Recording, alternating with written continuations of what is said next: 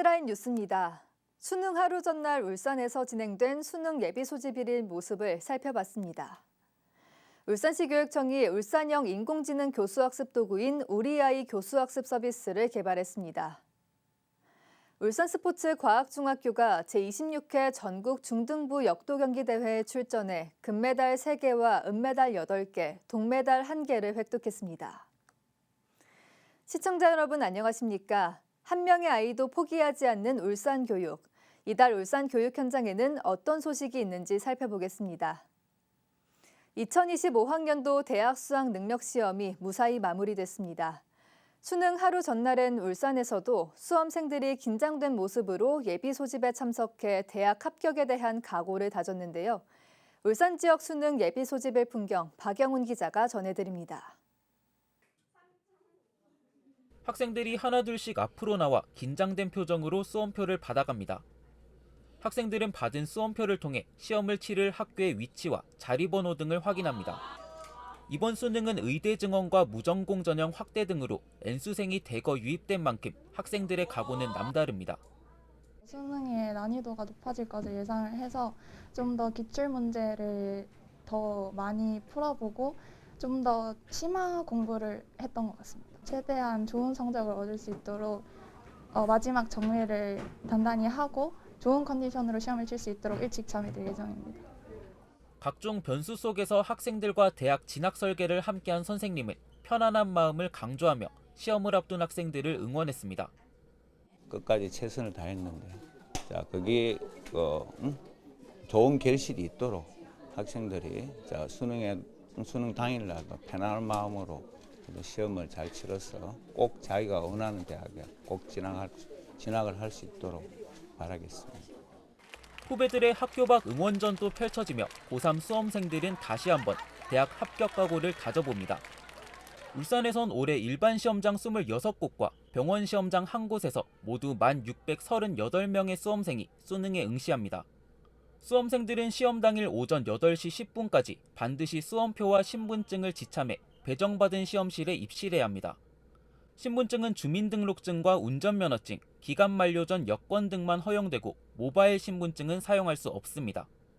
수험표를 잃어버렸을 땐 신분증과 함께 응시원서에 붙인 것과 같은 사진을 갖고 시험장 내 시험관리본부를 찾아가면 수험표를 다시 발급받을 수 있습니다. 시험장의 모든 전자기기 반입이 금지되며 반입한 경우 반드시 전원을 끄고 1교시 시작 전 감독관에게 제출해야 합니다. 모든 수험생은 4교시의 필수 영역인 한국사 영역에 응시해야 하는데 응시하지 않을 경우 해당 시험은 무효 처리되고 성적 통지표 전체가 제공되지 않습니다. 한국사 영역 이후 이어서 치러지는 사회과학 탐구 영역은 수험생 본인이 선택한 과목 순서에 맞게 응시해야 하며 과목 순서를 바꿀 경우 부정행위로 처리됩니다. 울산 교육뉴스 박영훈입니다.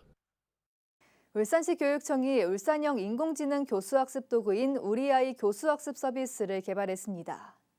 우리아이 교수학습 서비스는 학생 개인 맞춤형 학습을 위한 서비스로 지난해 10월부터 1억여 원을 들여 개발을 시작해 정부 심사 등을 거쳐 개발이 완료됐습니다. 전국에서 처음으로 교사가 직접 참여해 개발한 이 서비스는 다양한 교과 과목에 101종의 질문이 있는 수업 모형으로 구성돼 교사의 수업 설계를 돕는 데도 활용될 걸로 기대되고 있습니다. 울산스포츠과학중학교가 제26회 전국 중등부 역도 경기대회에 출전해 금메달 3개와 은메달 8개, 동메달 1개를 획득했습니다.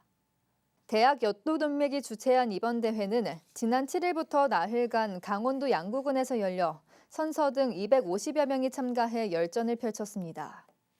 울산스포츠과학중 역도부에선 4명의 선수가 이번 대회에 출전했으며 정희진 선수와 김근희 선수가 각 체급에서 용상 1위를, 박채린 선수와 안태원 선수가 각 체급에서 합계 2위를 기록하며 선전했습니다.